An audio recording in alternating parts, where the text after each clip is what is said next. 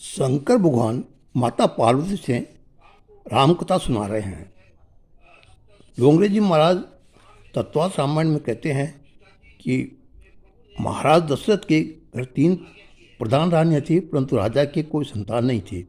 इससे दशरथ महाराज बहुत दुखी थे। राजा ने वशिष्ठ ऋषि से प्रार्थना की कि वशिष्ठ जी ने कहा कि राजन, पुत्र कामेष्टि यज्ञ करो, तुम्हारे घर परमात्मा पुरुष रूप में पधारेंगे, परंतु इस यज्ञ में महान ऋषि श्रृंग पधारेंगे तो ही यज्ञ सफल होगा।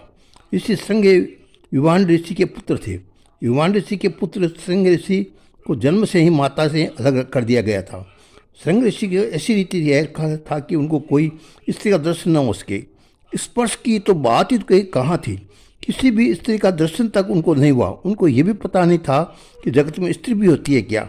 श्रृंग ऋषि जितेंद्रिय थे, महान तपस्वी थे। उनकी तपस्या खूब वर्धित हुई। उस समय अंग देश के राजा रोमपाद राज्य करता था। अंग देश में राज्य भयंकर अकाल पड़ा।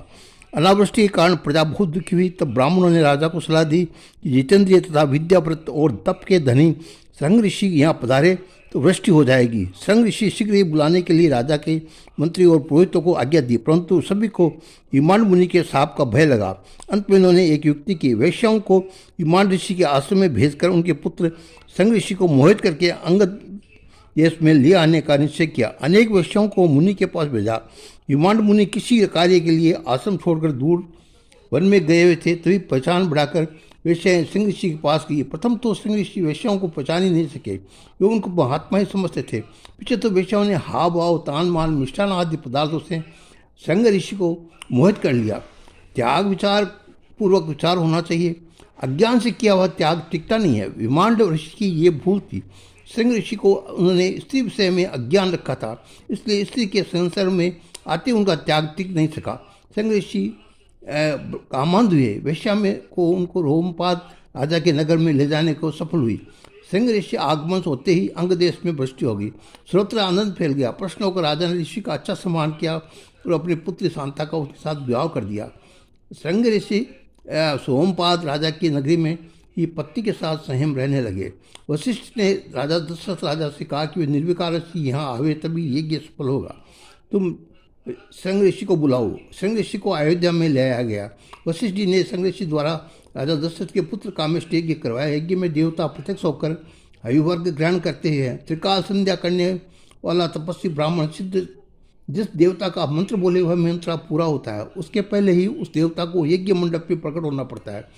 देवता मंत्र के अधीन होते हैं।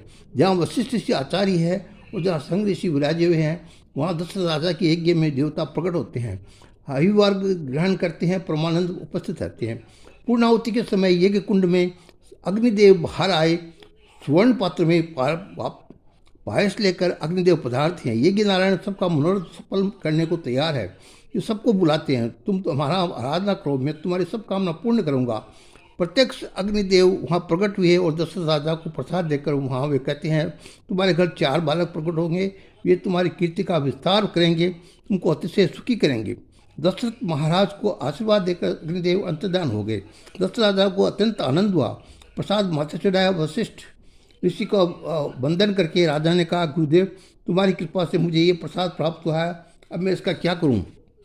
वशिष्ठ ऋषि ने महान ज्ञानी थे।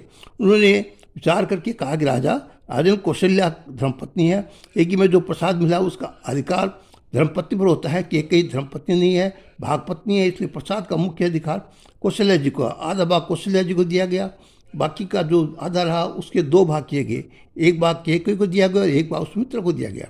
कितने भी रामायणों में ऐसा वर्णन आता है कि केकई को सौंदर्य का अभिमान था। उन्हें ऐसा लगता था कि मैं बहुत सुंदर हूँ, इसलिए राजा मेरे अधीन है। कौशल्या को प्रसाद पहले मिला और केकई को पीछे मिला। इससे केकई रोष हुए, उसको बहुत बुरा लगा। उस हाथ में प्रसाद लेकर केकई ने क्रोध किया।